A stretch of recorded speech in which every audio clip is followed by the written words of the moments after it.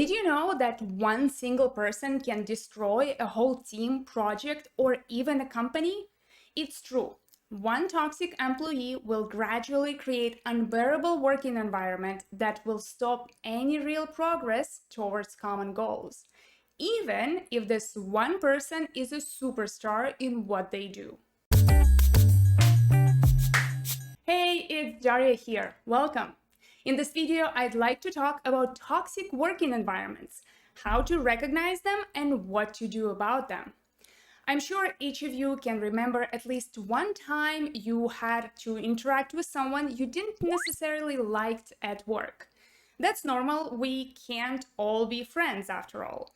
However, there is a difference between working with someone you disagree with or just don't like versus working with someone toxic. In the first scenario, the effect is often very centered around a single person or situation, so it is easier to address. On the second scenario, toxicity spreads like fire to everyone involved and has long-term impacts on your team. This is fine. So, how do you recognize if someone is acting in a toxic way? Before I continue, if you like this kind of content about how to create awesome teams, please subscribe to this channel. Also, like this video and leave a comment below. This really helps my channel grow and allows me to create more awesome content for you. And if you're on the lookout for some more free advice, subscribe to my newsletter for some extra insights every single week. For more comprehensive facilitation guides and workshop templates, check out my store at shop.scrummaster.com. Now, all of that is out of the way, let's get back to the video itself. So the question was, how do you recognize if someone is acting in a toxic way? Based on my experiences, I find that it often comes from the individual's ego. We'll define ego here as a person's sense of self-esteem or self-importance. When our ego is in check with reality, then we can easily adapt to other people's opinions, ideas, and goals. However, when ego is misaligned, then people often have issues with things like these: committing to common goals and putting their personal goals aside, agreeing to other people's opinions, being able to engage in healthy conflict, acknowledging other people's achievements, and recognizing their own mistakes or shortcomings. Unfortunately, toxicity can be hidden behind the mask of manipulation and gaslighting. So you have to pay attention to that as well.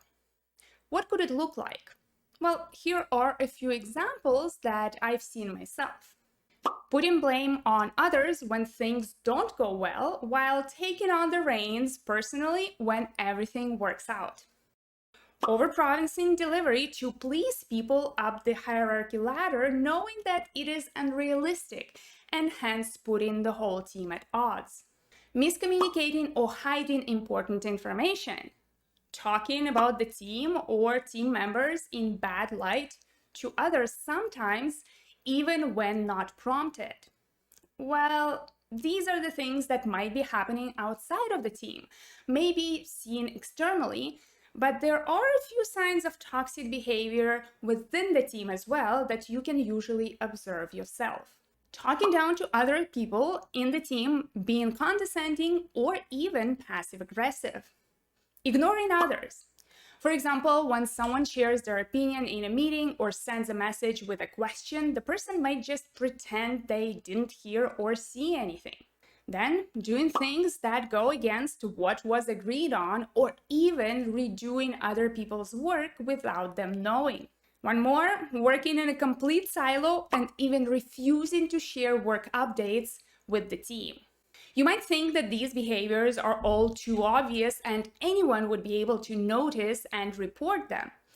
However, based on my experiences, that manipulation and gaslighting often gets in the way of seeing the issue and addressing it in time. So the results. What actually happens if these behaviors are not addressed? I'll use this simple model to visualize it: morale, results, and team. When a team is forced to exist in a toxic environment, their morale will go down at an exponential rate. The longer toxic environment persists, the worse the situation will get, and the harder and harder it will become to recover from it. Team members might even show the signs of burnout. When the team is not excited about coming to work because of the toxic environment, their work results will become worse as well. This is where that toxic behavior of blaming failures on others actually starts to impact the perception of the team by the management. It is true that the team might not be doing such a great job at the time, but you must consider underlying reasons for it. And in the end, who wants to be a part of a toxic team that is not even respected by others? I definitely wouldn't want to be, would you? So the very last thing that is going to happen is that you will lose your people and the team members will leave. So if we look at this model that I showed, the morale, the results, and the team, they're gradually going to go from low morale, then worse results, and then no team. Let's talk about your superstar. One of the key reasons why the toxic behaviors are not addressed is because the person conducting them is very good at their job. The company believes that a very good expert will outshine a team of okay employees. However, experience shows that it is not the case, and it leads to bigger problems long term than the short term gains the company might get. The benefits don't outweigh the risks. Remember, the whole point of having a team is to get the benefits of teamwork, such as boosted productivity, better problem solving, increased potential for innovation, and more. Just think about it. Say we're building a house. I can be a master builder, but will I do a better or faster job than a team of specialists that brings their own expertise? Don't let one superstar destroy a good team. As Duddits in Dreamcatcher said, one worm kills the world. Now you found yourself here, you have to act, and fast. The first action to take once the toxic behavior has been recognized is to try to address it with the person in question. It means that you have to have a serious and a very uncomfortable conversation with them about their behaviors and how it impacts the rest of the team. Create an improvement plan and evaluate how it is going at regular intervals. I'd say every week.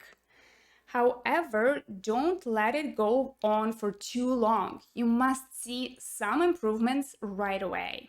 And if all fails, you have to consider that having this person on the team or even in the organization is costing you too much and will cost you even more if they stay.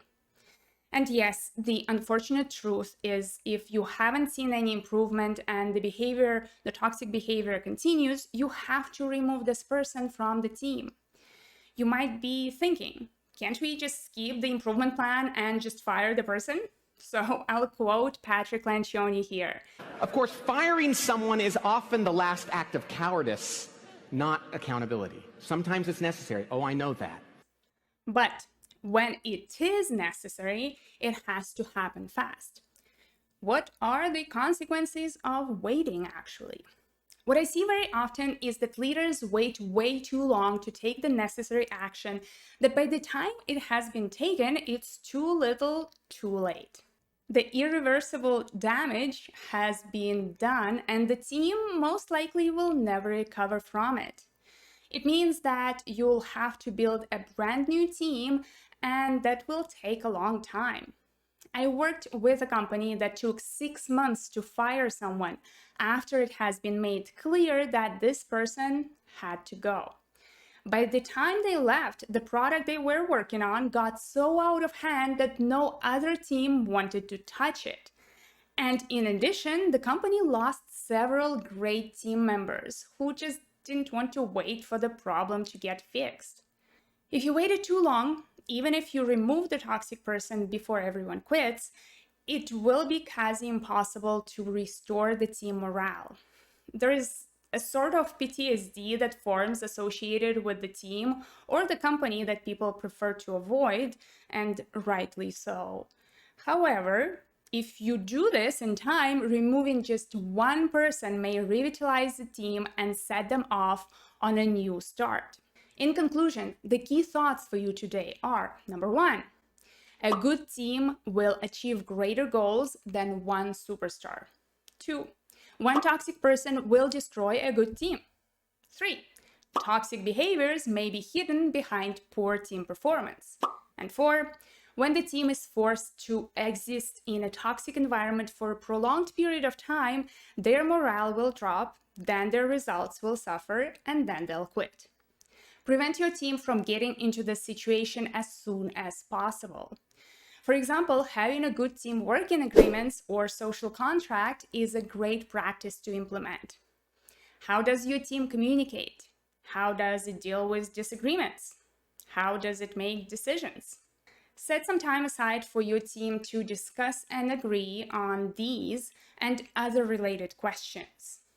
If you need some help in facilitating a team working agreements discussion, then check out my Team Working Agreements workshop guide that you can find in the store. There I give you step-by-step instructions on how to facilitate a productive conversation with templates and exercises you can use.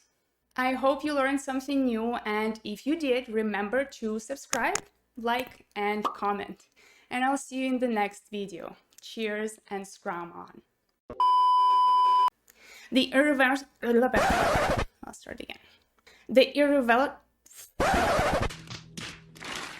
Okay, one more time. The irreversible... Oh my god. Okay, I'll have a irreversible.